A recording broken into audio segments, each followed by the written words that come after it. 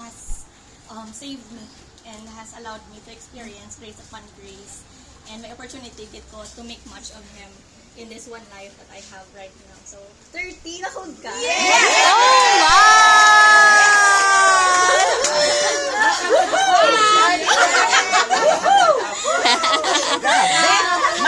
Milestone!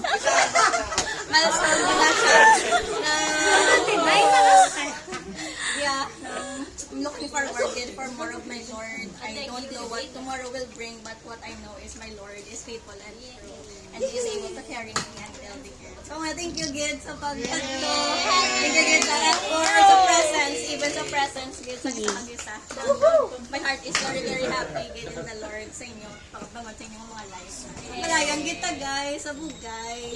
Padayan kita to live for the Lord Jesus Christ. Walang na. Happy birthday to you! Bye! O, mababay, makabigyan paluwagan ang iloy ni Davina.